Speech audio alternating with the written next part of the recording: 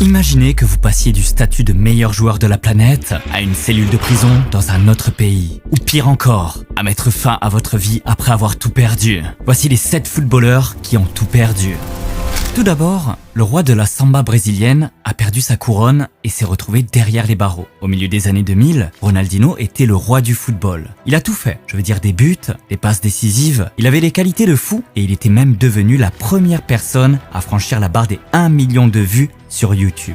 En 2005, la carrière de Ronaldinho a atteint son sommet. Ronaldinho adorait boire de l'alcool et faire la fête. Malgré son talent, le Barça en a eu assez et a refusé de lui signer un nouveau contrat. Il a donc rejoint l'AC Milan suite à un transfert gratuit. Après avoir pris sa retraite en 2012, Ronaldinho s'est vite rendu compte qu'il avait dépensé presque toute sa fortune dans l'alcool et les fêtes. Pire encore, il avait une dette de plus de 1,5 million de dollars. Et lorsque les autorités ont découvert qu'il ne pouvait pas la rembourser, elles ont saisi ses passeports internationaux et hypothéqué sa maison. Ronaldinho voulait se sauver. Il a donc essayé d'entrer clandestinement au Paraguay en utilisant un faux passeport. Mais il s'est fait arrêter. Finalement, Ronaldinho a dû passer plus de 5 mois en détention. Depuis, il en est ressorti bien différent. Dans le cas de Ronaldinho, il a perdu sa fortune vers la fin de sa carrière. Il n'est pas le seul Brésilien dans la liste. Le joueur suivant est pire.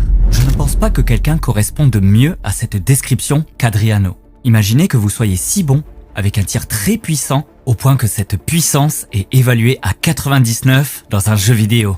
Oui, c'était la réalité d'Adriano. Il était une légende pour tous les enfants et ados qui jouaient à PES 2006. Adriano était l'un des joueurs les plus admirés de sa génération, car ses entraîneurs, tant en club qu'au niveau national, pensaient qu'il pourrait devenir le prochain R9, voire mieux, jusqu'à ce qu'un incident tragique se produise. Cet incident n'a pas seulement ruiné sa carrière, il a presque ruiné sa vie. Son père est mort et Adriano ne s'est jamais remis sur pied. Son père était tout pour lui. Et il l'a perdu. Pendant un moment, le club a cherché à cacher la réalité de la situation de son joueur en prétextant qu'il était blessé. Cependant, la réalité était bien plus grave. Le joueur avait pris beaucoup de poids et passé ses nuits à boire, cherchant à étouffer son chagrin par l'alcool. C'est ce qu'il a révélé dans une interview accordée à Sport Bible en 2018. Il n'y a que moi qui puisse savoir à quel point j'ai souffert. La mort de mon père m'a laissé avec un grand vide. Je ne m'étais jamais senti si seul. Après sa mort, tout a empiré parce que j'avais décidé de m'isoler. J'étais seul en Italie, triste et dépressif. Et c'est là que j'ai commencé à boire. C'était le seul moment où je me sentais heureux et je le faisais chaque nuit. Je buvais tout ce que j'avais sous la main. Vin, whisky, vodka, bière, beaucoup de bière. Je n'arrêtais pas et j'ai finalement dû quitter l'Inter. J'allais tout le temps aux entraînements, même complètement ivre. Et le staff médical me prenait en charge pour me faire dormir. L'Inter m'a longtemps couvert en disant que j'avais un problème musculaire. Après cela, il n'est jamais resté en forme et il a quitté l'Inter. Il a enchaîné les clubs sans jamais renouer avec la gloire, tombant peu à peu dans l'oubli. Il enchaînait les boîtes de nuit au Brésil et plusieurs fois, il s'est retrouvé au milieu du trafic de drogue et d'armes, loin de la gloire et des millions d'euros. Il a ensuite admis avoir compris trop tard d'où venait le problème.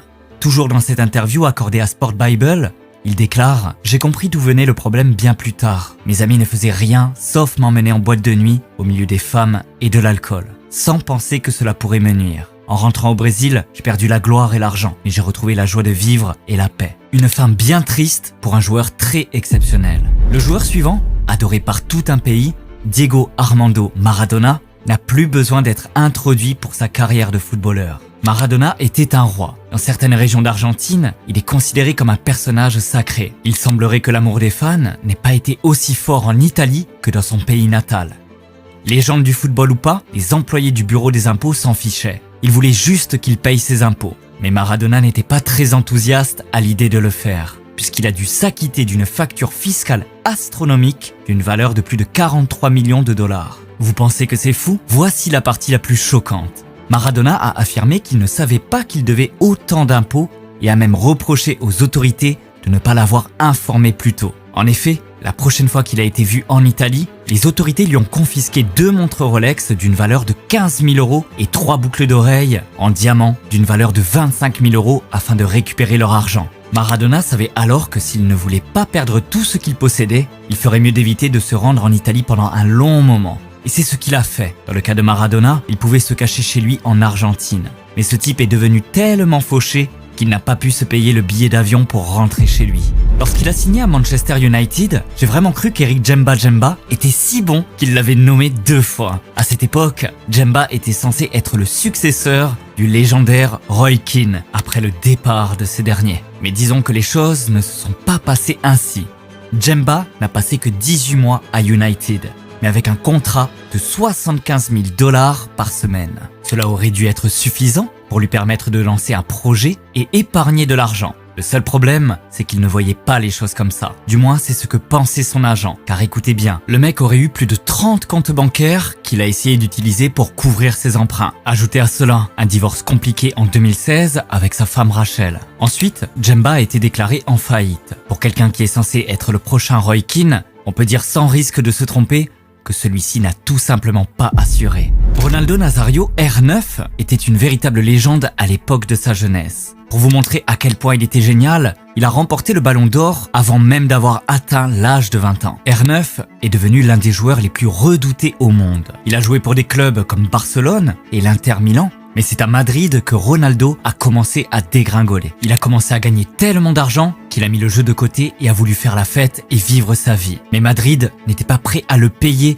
pour défoncer les bouteilles au lieu des adversaires. Ils l'ont donc laissé partir gratuitement, mais cela n'a fait qu'empirer les choses. À l'AC Milan, le mode de vie de Ronaldo était si mauvais qu'il n'est resté que quelques mois au club. Et très vite, son corps n'a plus été capable d'en supporter les effets. Même lorsqu'il est rentré au Brésil, le jour de son dernier match avec l'équipe nationale, Ronaldo est passé d'un joueur de classe mondiale en pleine forme à cet état. Si seulement il était resté en forme, il n'avait aucune excuse. Il y a eu une période où Asamoah Gyan était au top de sa carrière et il était de loin le meilleur joueur ghanéen. Il était le meilleur buteur de son pays et, même s'il a manqué ce qui aurait été un penalty historique en quart de finale, son excellente forme à la Coupe du Monde 2010 lui a valu un contrat très lucratif avec Sunderland. Il s'agit de la plus grande évolution de sa carrière, car le fait de jouer en première ligue anglaise a permis aux Ghanéens de s'ouvrir à un public plus large, notamment au Shanghai SIPG dans la Super League chinoise où il a vraiment décroché le jackpot. Aussi fou que cela puisse paraître, l'international ghanéen gagnait 200 000 $ par semaine lorsqu'il était en Chine, soit près d'1 million de $ par mois. Comme ce prochain joueur. Eboué est un autre footballeur qui a dû faire face à la dure réalité du divorce. Quand je dis qu'il a tout perdu au profit de sa femme, je dis bien tout. Ses supercars, ses maisons et tout l'argent qu'il a gagné en jouant pour Arsenal appartiennent désormais à son ancienne compagne. Mais ce n'est pas tout. Elle lui a enlevé ses enfants et lui a interdit de les voir. C'est assez dur pour un joueur qui était connu pour être le membre le plus drôle de l'équipe des Gunners. Mais la vie d'Eboué, après son divorce, n'a rien eu d'amusant. Car il a eu du mal à trouver du travail. Il a même supplié l'ancienne reine d'Angleterre de lui offrir un emploi de promeneur de chien royal. Juste pour pouvoir gagner sa vie. Mon Dieu, quel malheur! Eboué a toujours eu des idées suicidaires suite à tout ce qu'il a vécu à cause de sa femme. Mais après qu'il a découvert notre chaîne et regardé nos vidéos, il a complètement abandonné ses idées. N'hésitez pas à vous abonner vous aussi et regardez cette vidéo, vous allez adorer.